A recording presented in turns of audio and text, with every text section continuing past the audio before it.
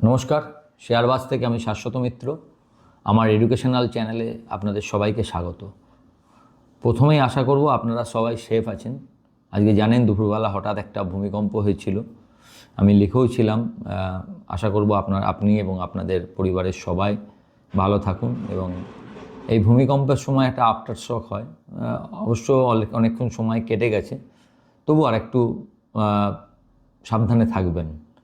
অবশ্য মার্কেটে ভূমিকম্প লোকে যা বলছে, ভূমিকম্পটা অনেকক্ষণের টাইমে প্রায় 3-4 সেকেন্ড ছিল এবং সবাই কম্পনটা ভালোই অনুভব করেছে। আমরাও অল্প বুঝেছি, কিন্তু যারা কলকাতার দিকে আছে তারা বেশ ভালোই বুঝেছে।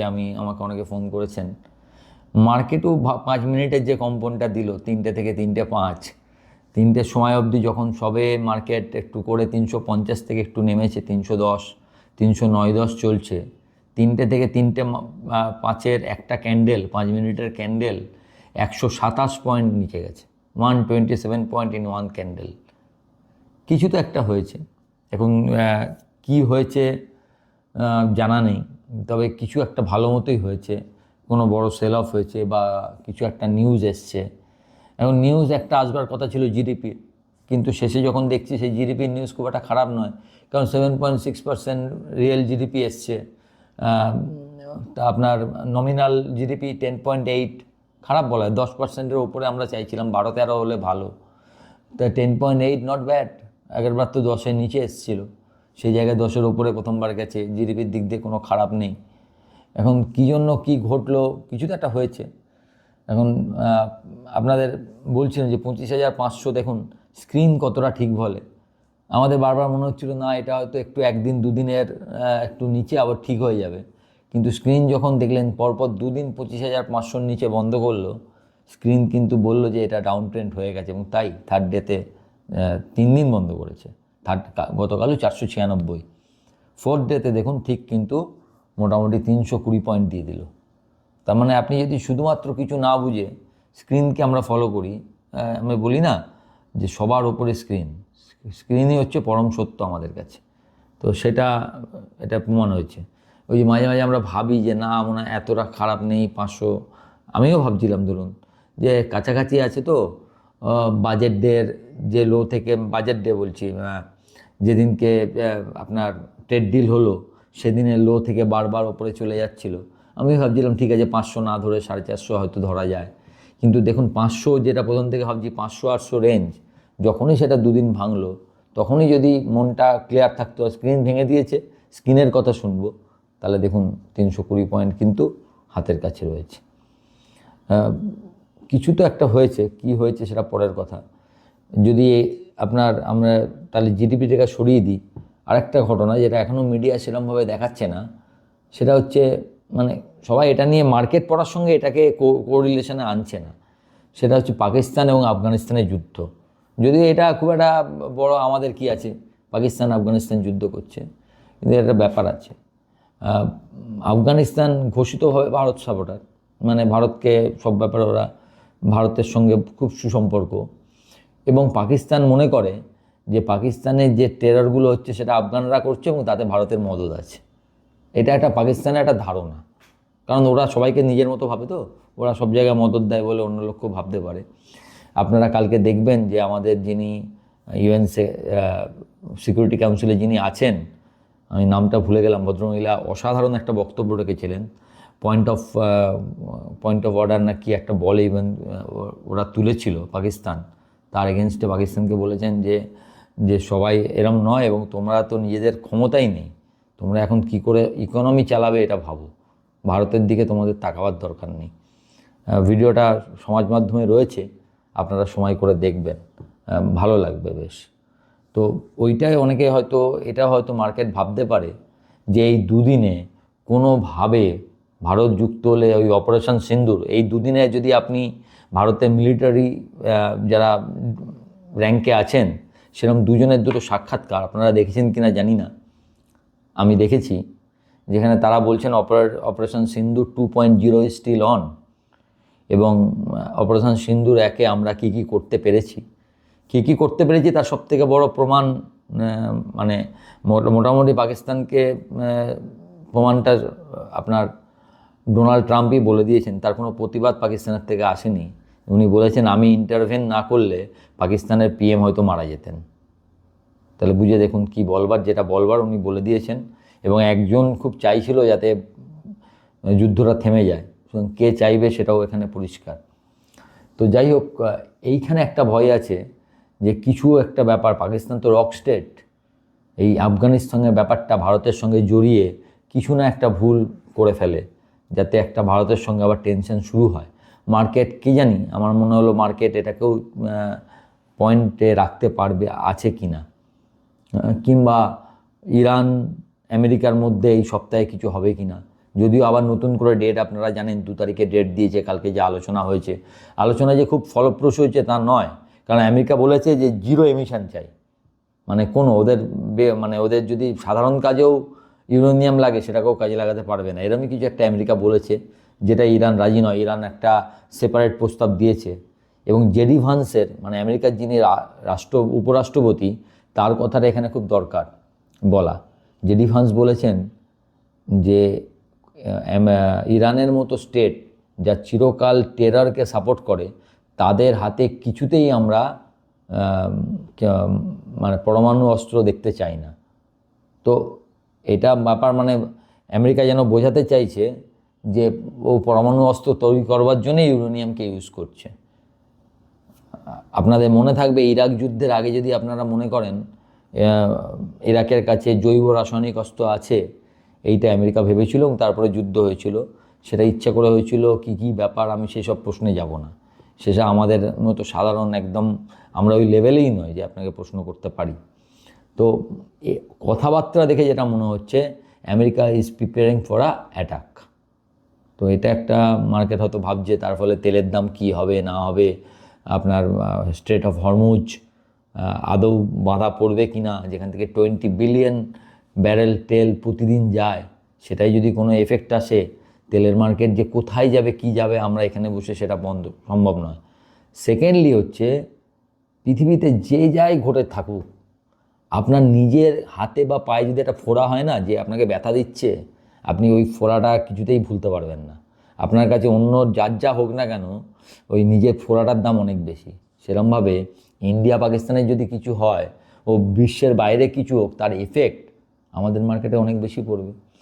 তা পাকিস্তান আফগানিস্তানটা কোনোভাবে ডুরান্ড লাইন বরাবর হচ্ছে, কোনোভাবে আবার ইন্ডিয়াকে দোষারোপ করে ইন্ডিয়ার দিকে কিছু করে দেয় কি না, সেটা নিয়ে হয়তো মার্কেট একটু চিন্তিত থেকে, যেহেতু মাঝে 2 দিন আছে, শনি রবি, মঙ্গলবারও ছুটি, সোমবার, সুতরাং একটা লং বলবো না, উইকেন্ড নয় ঠিক, সোমবার যেহেতু একটা দিন আছে, হোলি টোলি এইসব মিলিয়ে মিশিয়ে কিছু ঘটনা ঘটবে কি না, সেটা নিয়ে মার্কেট সতর্ক করে কিছু লোক বেঁচে গেল কি না, বা কোনো ইনফর্ম ডিসিশান কিছু আছে কি না, যে হ্যাঁ এই সপ্তাহেই আমেরিকা কিছু করবে বা কিছু হতে পারে। যেহেতু মার্কেটের নিয়ম কি জানেন, সব 2-2 4 করা, যে এই সময় প্রধানমন্ত্রী ইসরায়েল গেলেন, কথাবার্তা বললেন, 1000টা প্রতিরক্ষা চুক্তি করলেন, বিশেষ করে লেসার বিম প্রযুক্তি। আপনারা জানেন প্রযুক্তিটা কি? আয়রন, দুটো আছে, আয়রন ডোম আর আয়রন বিম। আয়রন বিম হচ্ছে লেসারের সাহায্যে ড্রোনকে আপনার ধ্বংস করা হয়।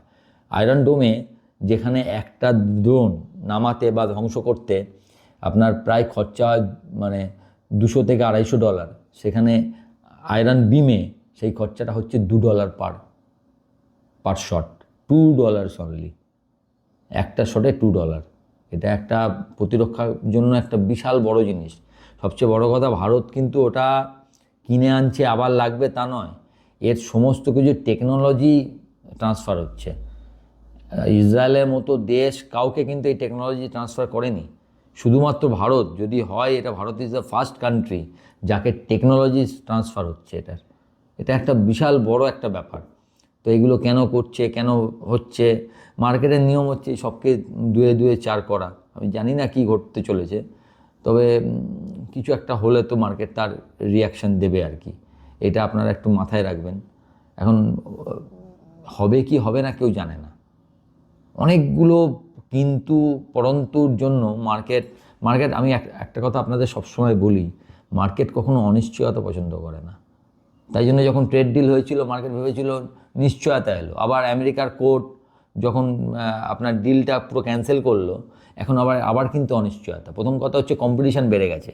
আপনি একটা মজা দেখুন, আমি আপনাদের তখন বলেছিলাম যে টেক্সটাইল শেয়ারগুলো নিতে, সব টেক্সটাইল শেয়ার কিন্তু 20 থেকে 25% দিয়েছে, কি 30%ও অনেক শেয়ার দিয়েছে। আবার দেখুন ওই টেক্সটাইল শেয়ারগুলো একই দামে আসছে।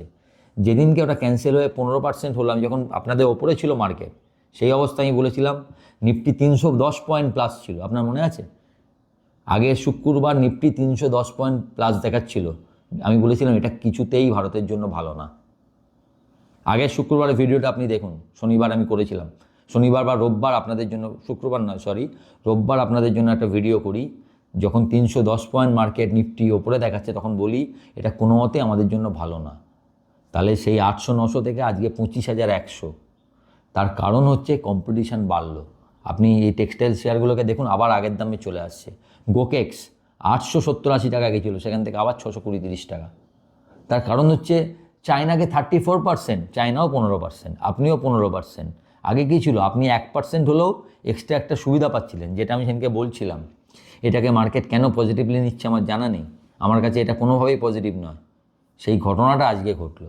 আবার এই যে 700-800 পয়েন্টের নিচে আপনি চলে এলেন মার্কেটে, একটা 1000 পয়েন্ট ধরুন, আর 300 পয়েন্ট, বারবার বলেছি কিন্তু কথাটা, 24,800, 25,000, এই জায়গাটা এসে গেলে আবার আপনার একটা অপরচুনিটি তৈরি হলো। যদি যুদ্ধ কিছু না হয়, আবার একটা অপরচুনিটি কিন্তু সামনে, ওপরের দিকে আবার 500-600 পয়েন্টের মার্কেট। একটা রেঞ্জের বৃহত্তর রেঞ্জ হচ্ছে নিচে 24,800, ওপরে 26,500। আবার 24,800 যদি কোনো কারণে ভেঙে যায়, তখন আপনাকে ভাবতে হবে যে বড় কিছু হতে যাচ্ছে হয়তো। 26,500, তবে যদি যুদ্ধ হয় সেক্ষেত্রে পরিস্থিতি আলাদা, তখন আবার ডিফেন্স স্টকগুলো একটু ভালো থাকবে। আবার যদি যুদ্ধ না হয়, যে ট্র্যাডিশনাল স্টক চলছিল, আজকে যেমন দেখুন ব্যাঙ্ক নিফটিটা, আজকে সকালবেলা যারা আপনারা কজন আমার মর্নিং নোট পড়েছিলেন, দুটো সেক্টর বলেছিলাম আজকে একটু খারাপ থাকতে পারে, ব্যাংক এবং মেটাল। একবার দেখে নিন ব্যাংক মেটাল কী হয়েছে। যাই হোক, সেই বলছি, এই জায়গা থেকে কিন্তু অত ভয় পাবেন না, ঘাবড়াবার কিছু নেই। পড়েছে কোনো কারণে, সেল অফ হয়েছে, হোক।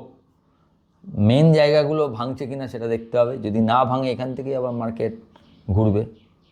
সোমবারে শনি রবি এরা দেখুন, ইভেন্টগুলোতে নজর রাখুন, কিছু ঘটছে কিনা দেখুন। যদি সেরকম কিছু না ঘটে, তাহলে কিন্তু সোমবার আবার জানবেন মার্কেট ভালো থাকবে। অত টেনশান নেওয়ার কিছু নেই, এইগুলো মার্কেটে চলতেই থাকে। আপনি যখন একটা বড় মার্কেট ফলো করছেন না, তখন এই মাঝে মাঝে ঝটকা টটকা কিন্তু আপনার, তার জন্য আপনাকে নিজেকে তৈরি থাকতে হবে। এই ঝটকা কেউ জানতো না। যদি কেউ বলে যে আমি জানি, একদম ডাহা মিথ্যে কথা বলছে। এই সকালবেলা যেরকম ভূমিকম্প যেরকম দেখলেন, এটা ওই 5 মিনিটের ভূমিকম্প। ও তো যেরকম নাড়িয়ে দিয়েছে না, কলকাতায় যারা বসে আছে তারা বলছে বেশ ভালো নড়েছে। এই 5 মিনিটে কিন্তু আমরাও নড়ে গেছি আর কি মার্কেটে। মানে স্টেবিলিটি হঠাৎ করে কী হলো রে ভাই, একটা 130 পয়েন্ট, 127-30 পয়েন্টের একটা ক্যান্ডেল যখন হয়, তখন অবশ্যই আপনার দিকে পড়লে তো খুব মজা, কিন্তু দিকে তো পড়ার জানি না, পড়লে যাদের পড়েছে তাদেরকে কনগ্র্যাচুলেশন, কিন্তু টেনশান লাগে, বেশ ভালো মতো টেনশান হয়ে যায় সেই মুহূর্তের জন্য। এই সব ঘটনা ঘটতেই থাকে। অবশ্য এগুলো নিয়ে ভয় পাবেন না, এই ঝটকা চলতে থাকে। যেন আপনাদের মনে থাকবে ওই মার্কিন যে বিদেশের আপনার এই ট্রেড, আমাদের যেরকম পীযূষ গোয়াল পুরো ট্রেডটা দেখছেন, ওদের এই লুটনিক বলে একজন দেখছিলেন, 3-4 মাস আগে ফেরত যান। একটা খুব ডায়লগ দিয়েছিল আর কি, যে মোদিকে এসে এখানে পায়ে ধরে ক্ষমা চেয়ে ট্রেড ডিল করতে হবে। ট্রেড ডিল তো হয়েছেই, কালকে আবার আপনারা যারা জানেন দেখবেন, খবরটা দেখবেন, ইন্ডিয়াতে এসে আবার ট্রেড নিয়ে কথা বলতে এসছে। তো নিজে বলেছিল আমরা কি, আমেরিকা কিছু করবে না, মোদিকে গিয়ে ট্রেড ডিল তবে হবে। ট্রেড ডিল তো হয়েছে, আবার নিজেই চলে এসছে, এবং দেখলাম নিজের ব্যাগপত্র নিজেই বইছে আর কি। সুতরাং এই জায়গায় এত কথা বলার নয়, সাবধানে চুপচাপ থেকে কাজের কাজটা করার। সেরকম আপনারাও অত টেনশন নেবেন না। 24,800, 25,000 এলে তখন আবার দেখবেন অল্প স্বল্প যেটুকু লস নিজে করতে পারবেন, সেই জায়গায় কিছু করা যায় কি না। এত টেনশনের কিছু নেই। ভালো থাকবেন, উইকেন্ডটা খুব ভালো কাটুক। মার্চ মাসের সামনে হোলি, জমিয়ে হোলি খেলুন। আমার ভিডিওটা ভালো লাগলে একটু লাইক, শেয়ার এবং যারা প্রথমবার দেখছেন সাবস্ক্রাইব করবেন এবং আমার টেলিগ্রাম চ্যানেলের সঙ্গে যুক্ত থাকবেন। যুক্ত থাকলে আমার মনে হয় আপনারাও খুশি হবেন। নমস্কার।